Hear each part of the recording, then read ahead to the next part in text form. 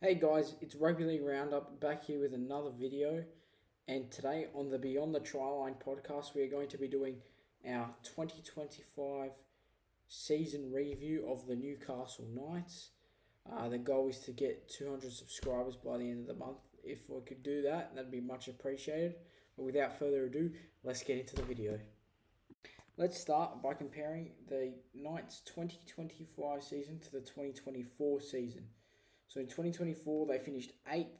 They won 12 games, lost 12 games, scored 470 points, and conceded 510. In 2025, the Knights finished in last place, which is 9 positions lower than where they finished the previous year. They won 6 games, which was 6 less than they did in the previous year. They lost 18 games, which is 6 more than they lost in 2024. They scored 338 points in the year 2025, which was 132 points less than they scored in 2024. And in 2025, they conceded 638 points, which is 128 points more than they conceded in the year 2024. So overall, this year was a really down year in terms of stats for Knights. Now, time to go through the attacking stats for the Newcastle Knights. So, for the points per game, the Knights scored only 14 points per game, which was the worst in the league. They had a total of 4 line breaks per game, finishing in 13th in that stat. One of their better stats, though, was their tackle breaks per game, which they managed to get 35.3, finishing in 4th place out of all the teams.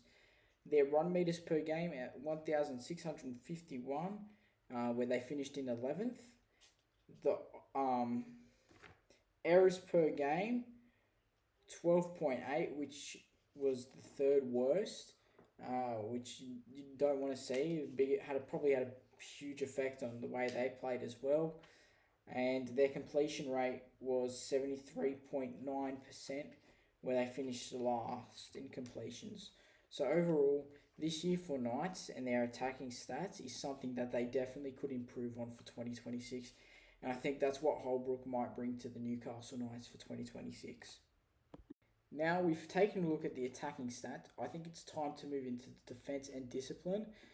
The points conceded per game was quite worrying, 25.6 points per game. I don't think they would have conceded that much, but the amount of errors just gave them no breathing space at all during the game. And yeah, you just can't make that many errors where they had 13 errors a game pretty much. It was just way too poor, not up to NRL standards really, and that's kind of why they finished last, and they couldn't really defend off the back of that. They just kept putting themselves under pressure. Their missed tackles 35.2, penalties conceded 5.1, which was 12th, and in sin bins they had 7 sin bins this year. So yeah, not as bad as the attack stats, but Holbrook, I think, will make such a difference to this team. Moving on to the next part. Now, moving on to the Knights' gains, losses, and retentions for 2026. So it's obviously not the most beautiful looking graphic. Could be a bit better. It's just a bunch of names written down on a slideshow. But for the gains, Dylan Brown, obviously the big recruitment for 2026, signing a 10-year deal. Just a very huge deal for Knights, and hopefully he provides something good, because his Pacific Championship run at the end of the year was something else. Peter Holler from the Dolphins, Asu Kepaoa from Penrith, Trey Mooney from Canberra, who is pretty highly touted, and I think he's going to be a good player in the future, and Pasami Solo. They lost Jake Arthur to Hull FC, Jaden Brayley to Raiders, Paul Bryan to the Eagles, Jack Cogger went back to Penrith Panthers, Brock Graychen went to Tigers, Castle to Tigers that is, Riley Jones went to Cronulla Sharks, Jai Linane went to the Warriors, Kai Pearce-Paul went to West Tigers, which is a big loss in my opinion, Will Price to Hull FC, and Sebastian Sewer to the Dolphins, as well as Leo Thompson, who is probably one of their biggest losses, if not their biggest. I think, in my opinion, he is, going to the Canterbury Bankstown Bulldogs. Now, extensions, they re-signed Matt Croker for 3 years. Brodie Jones till 2026, Phoenix Crossland till 2028, Tyson Frizzell for another year, Dane Gagai for another year, Fletcher Hunt for another 2 years, and Elijah Lil for 2027, and I think we went through Fletcher Sharp. So yeah, a lot of recruitment and retention being made from Knights, and hopefully their recruits do well. It's time to move on to our player reviews. This one's a bit of a struggle because everyone has a different opinion. I'm going to try and be as optimistic as I can, not try and look at the negative side of things. But let's start with Dane Gagai, one of the club legends. I think had a decent season, 24 games, so played every single game this season, 2 tries and 5 try assists. Could have been better in the attacking stats. He's obviously had better attacking years, but I think his passion, the energy he always brings, is still so good. So I'm not giving grades, but I'm giving pass or fail marks, and for me, he gets a pass mark for this year. Now, moving on to Matt Croker. Matt Croker played 24 games this year, scored 2 tries. Obviously, as front rowers or props coming off the bench, they don't really get try assists, but that's that for me. It doesn't really make me judge the overall opinion of his year. My thoughts on Matt Croker's season: I thought Matt Croker was solid. He consistently played this year. He didn't miss a single game in first grade, although a lot of his games were coming off the bench this year. He tackled at 95% efficiency, which is so solid. Probably one of the better defensive forwards in terms of efficiency. He made 754 tackles this year. Obviously, I don't think he did anything to stand out a lot, but he's got such a good work ethic and he just gives 100% every game. And for that, I'm going to give him a pass mark. Moving on to Phoenix Crossland. Now, in 2025, Phoenix Crossland, his stats weren't the greatest. 23 games, really good. 0 tries, 3 try assists. For someone that's in the spine, you probably think they'd get a bit more attacking stats, but he got moved around from 9 to lock and then to 5'8" throughout the whole of the 2025 season. It was just probably really hard to even get any sort of consistency just getting moved around the field like that. But defensively, perfect pretty much. 899 tackles, 94% efficiency. Being a key part of the spine requires a lot, but he didn't really contribute much this 2025 season to the Knights' attack at all, but he was great in the other part of his game, defensive areas, discipline. So for that, I'm probably just going to pass him. Next season, I'm expecting a better year from him as well as the Knights team as well. So good luck to you, Phoenix Crossland. Now, Tyson Frizzell, one of my favourite players. I love watching Frizzell play. 23 games, 0 tries, 0 try assists. Those stats won't really speak much for him, but I think his actions on the field do. He just never gives up. Such a workhorse. He always has been. That sort of player, works hard. His defense is just really solid. 96% tackle rate. Got about 600 tackles. He averaged 95 meters, and he's 34. He's slowed down a little, but he still goes hard. And mentoring players like Elijah Lumoana and Jermaine McEwen and Dylan Lucas, all those young second rows and the forwards, he is going to be very beneficial, and he's such a great leader to have, I think, and he's perfect for Knights still right now, and he might still give him a good last year. Hopefully it's not his last year. I think he's been great servant to the NRL. So yeah, pass mark for 2025 season. I think 2026 hopefully will be even better for him. Now, moving on to Jaden Brayley.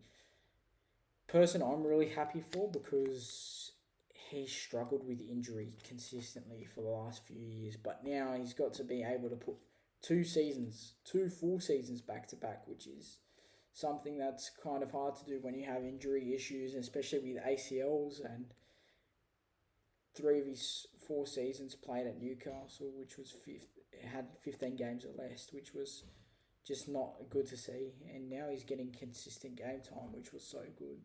So, obviously attacking didn't really contribute at all. 2 try assists, 23 games, no tries. And he isn't really the spark they need out of dummy half, in my opinion. I think they could get better. But I'm just happy to see him back healthy. And he's going to Raiders next season, which I think it's best for Knights and for him to go and part ways, because I don't think the signing itself has worked out in particular. Even though his defence, 96% tackle efficiency from 808 tackles, is pretty good. Almost really, really solid. I just think it wasn't working out and they just needed to let him go. So, yeah, probably, I don't know. I'm probably going to go a failed season, but it could really be a pass. It just depends on your thoughts, whether you think as a hooker he really should have contributed more.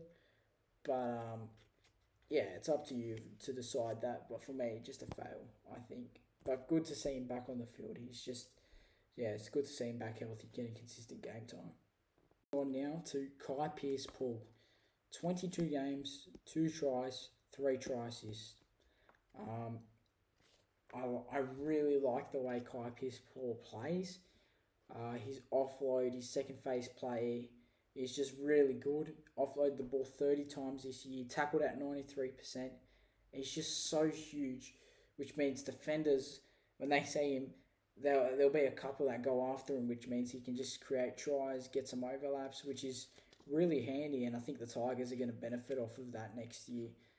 I feel it could have been much better for the Knights, but still a very solid year in my opinion, where the team really struggled. He also averaged about 108 metres per match, so for me, definitely a pass mark. One of probably the better players for Newcastle. Now, moving on to one of the halves from Newcastle, Jack Cogger. 21 games, 1 try, 7 try assists. One of the main problems and areas for Knights in the 2025 season was this halves position. And while I don't mean to be mean, I don't want to criticise, I just don't feel like he was the answer, and he just didn't play his best footy. He played some decent games throughout the season of 2025, but he's just not the answer when you want to win games. And yeah, he just missed tackles almost every game, usually 3 to 5, and it's not good enough. And yeah, I won't give him a pass mark, but I do rate him, and I think him going back to Panthers could be probably what he needs to get back around, because Panthers are just incredible. But it wasn't working at Knights, and yeah, they had to switch their halves so much this season, which you never want to see. It's never good for consistency or performance. And yeah, unfortunately this year it just has to be a fail. Now to one of the players that actually transferred to the Knights middle of the season. Yeah, one of the players that was already there in previous years, who decided to go challenge himself at the Roosters, and that didn't really work out. So he's now back at Knights. Obviously, that is Dominic Young. When he got back to Newcastle, I thought he looked comfortable again. I thought his footy looked much better than when it was at the Roosters. I mean, that ridiculous season he had a few years ago, I think he might be able to get back to that in the 2026 year. He obviously didn't score as much tries as he probably would have liked. 4 tries in 10 games. Not the best, but I think he's due for a big year, and I think 2026 might be the one. He averaged 122 metres since he got back to Newcastle. I'm not going to give him a fail. I think pass is fine, and he probably will get way past a pass next year, and I think he'll have a great year for the Newcastle Knights in 2026. Now, moving on to one of my favourite players at the Knights, Bradman Best. While defensively he struggled a little bit more this year as a centre, I still love watching him play. I think he creates something out of nothing. Like, he could have the ball in no man's land, not be able to do anything with it, and then actually come out with a try at the end, which is just something so rare out of a player, and he can do it. So it's so good to see. When he's at his best, he's easily an Origin centre. Like last year, Bradman best year was not the greatest, but 2024 was something else. So if he can reciprocate that in 2025, it's in 2026, sorry, if he can redo what he did in 2024, definitely probably could play Origin. Got 6 tries this in the 2025 season and 6 try assists, as well as averaging 160 meters per game. I'm going to give him a pass mark, but definitely needs to do much better, and I think there's no problem that he will. Now, moving on to the other wing, not Dominic Young this time, Greg Marzu, 18 games, 6 tries, 2 try assists. Honestly, I feel a bit underwhelmed by the season he had in 2025. He's obviously known to score tries regularly. I mean, 22 tries 2 years ago, and only 6 this year in 18 games. It just shows you how bad the attack of the Knights has gotten, really. Not really his fault. I think if he has players around him to give him the ball in some space, he's going to obviously score. One thing that stays a constant is how hard, when he gets that ball, how hard he runs. Like, he just bolts. And if I was a 6 or 7, I would not want to kick the ball to him because he just runs straight over whoever's chasing him. Like, he's just that strong. Averaging 191 running meters. Like, he's still got the running, the power, and if he can just get the tries, I mean, it's going to be a much better season for him in 2026. He got 105 tackle breaks in 2025 with 12 line breaks as well. So, probably still a pass mark, but I'm expecting much better from Greg Marzu come 2026. Now, Thomas Cant, 18 games, no tries, no try assists, but I really liked the way he played. His defence is solid, 95% efficiency from 502 tackles.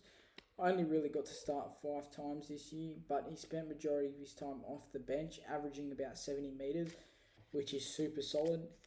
I think he's got the effort, and he had a decent season, so definitely a pass for me. Now, James Schiller. For a guy that in one of those games against Manly copped so much online hate, I didn't think he was all that bad. 17 games, 8 tries, 1 try assist. I mean, he did okay. Didn't do as good as he has done in previous years, but he still scored a bunch of tries. His defence could do with a bit of fixing. Obviously, 71% tackle efficiency. I think he definitely needs to fix that part of his game, but I really like that he's got an attacking threat about him. But if he can limit his errors and some of his defensive issues, I think that Schiller can be a really solid NRL player. This year, in the 2025 season, I think I'll give him a pass, but he might be needing to have a better year next year, and I think hopefully he does. I think he could be a really good player for Knights, especially even as a backup. I still think he could be really solid. So, yeah, good luck to him for the 2026 season. Now, Jacob Saifidi. Not really much to say about him. Only got about 16 games of first grade this year, but defensively pretty solid and averaged 111 metres per game. Pretty solid overall. I think he did okay in games he played, so just probably a pass mark. Not really anything special though. He's going to definitely need to do some better stuff next year for sure. Now, moving on to Leo Thompson. 16 games, 1 try, 2 try assists. This guy, as a signing for the Bulldogs, cannot be underestimated. He's so huge. The impact he has. I mean, he can dent other forward packs. Like, he's that scary. If I saw him starting, I'd be scared. Like, honestly, 95% tackle efficiency, 100 metres, so solid, very stocky but big, and he's so scary to go up against. Probably wasn't his best year, but still a good year for him, and I think probably a pass mark, and he's probably going to go kill the Dogs, which is a really scary sign for 2026. Now, Brodie Jones, 16 games, 1 try, 2 try assists. Um, he's not a flashy player by any means. It's just he usually comes off the bench, does his job, puts in 110% effort every week. And I think that's why he gets rewarded with more contract extensions. It's just because of his work ethic. It's so good. So I hope he does have a better year in 2026. And yeah, all the best to him because he did have a pretty solid year off the bench for the Newcastle Knights. Definitely a pass, Mark. Jermaine McEwen, one of the better Knights players coming through the system. I thought, wow, this guy's going to be such a good player, man. Like in his first season, doing some pretty good stuff for the Knights in what was pretty down season. 3 tries in 16 games, 2 try assists. The one thing he definitely can improve on is his defense, 77% efficiency. Definitely needs to improve on that if he wants to become a starting not front rower, second rower. He needs to improve his defense because that's not good enough. But he's only first season of first grade. It's gonna happen. So I'm expecting such a big year from him. I mean, he's just been he has such a good rookie year, and I think there's plenty more to come from him. Definitely going to be a big part of the Knights' future if the Knights want him there, and he wants to stay at the Knights. Yeah, and he could have a really big breakout year next 2026 season as well. So 2025, definitely a pass mark for me and Jermaine McEwen, someone to look out for. Now, someone that until he really got injured for the rest of the season was having probably the best season of his career at Newcastle. Fletcher Sharp, 14 games, 11 tries, 4 try assists. I feel so bad for the Knights in these situations because their 3 top players had gone down in the first half of the season pretty much. So probably an excuse for them to win the wooden spoon, but it's just so sad to see, and hopefully that he can come back in 2026 and have a better season and probably lead Knights to a better position than they did in 2025, that's for sure. I think, wow, he's just so sparky, so fast, he's so smooth as well to watch. He just had such a good season. And before he got injured, he was definitely the best player at the Knights by a mile, better than Ponga, better than most of them. I think Dylan Lucas was probably a close second. If he doesn't get injured in 2026, yeah, I think he's going to have an amazing season like he did in 2025. So definitely a pass mark. Now, I think someone that we all expect better off is one of the Daily M winners from 2 years ago, which is Kalen Ponga. And I'm not trying to criticise Ponga at all. I don't want to criticise players. That's not my job. I'm not nowhere near as much as good as them. So that's not my thing to do, but it's just my opinion. He just needs to get on the field. It's been so many seasons now where he's had these problems, concussion problems, Liz Frank injuries, and he can't do anything about them. But he's on that much money that whenever he's on the field, he needs to make an impact. And this season, just didn't really do it. He just did just 1 try, 8 try assists in about 15 games. There's been better years where he's played 15 games and got better stuff than that and done more. His defense was also just not the best at all this year. But you know what?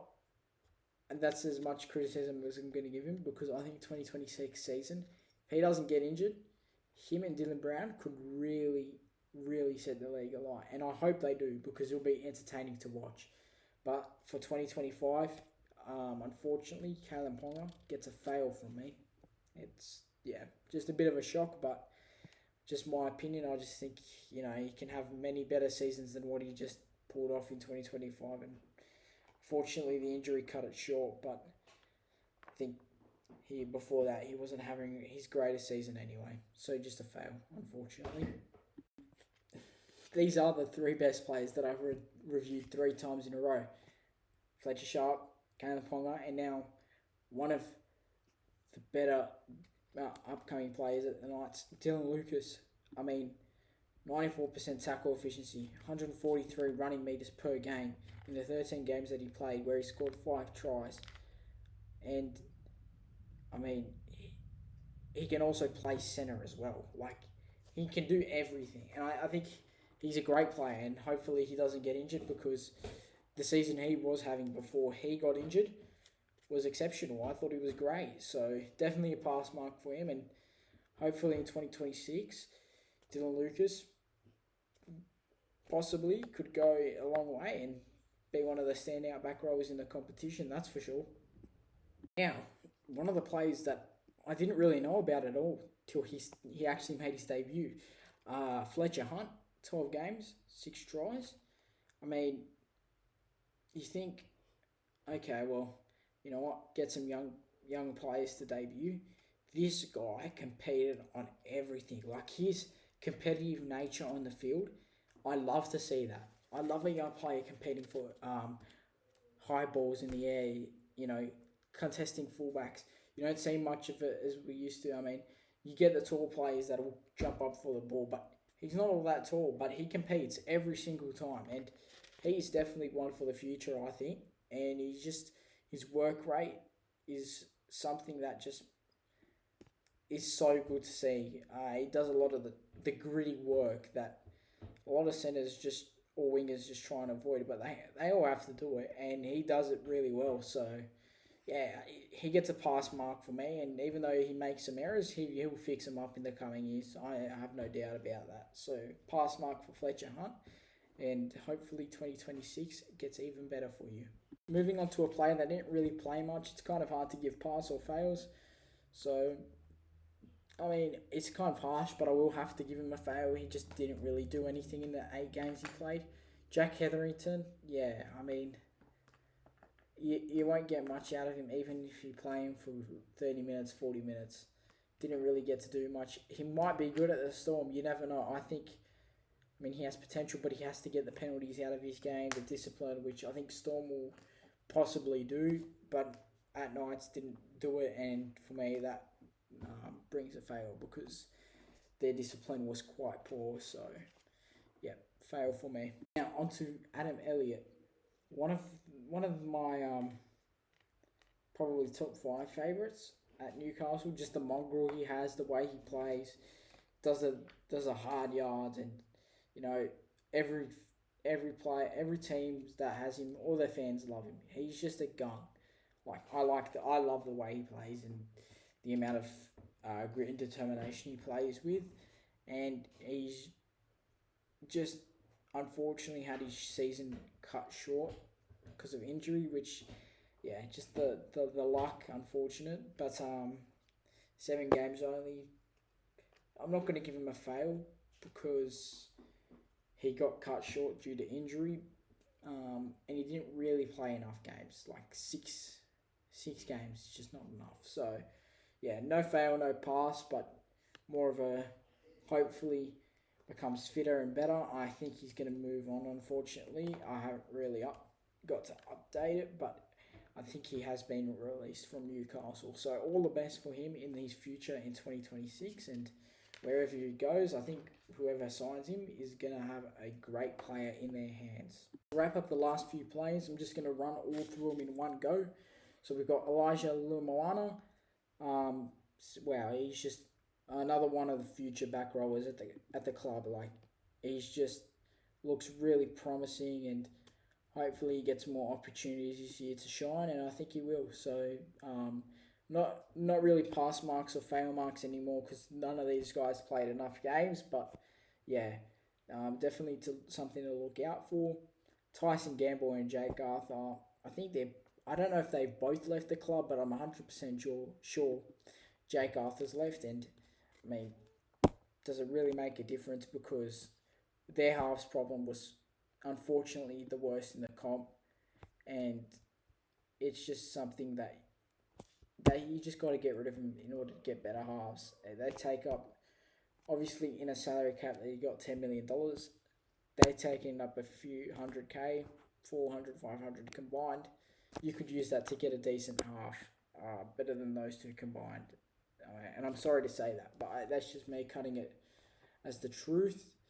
And even Jackson Hastings, who was on decent money, just wasn't getting game time. And I don't mind Jackson Hastings as a player, but if you're not getting game time, why are you keeping him on board? So, yeah, all those players didn't really get to do much this year. Kind of feel bad for them, but also then again, Knights need to recruit better in those situations.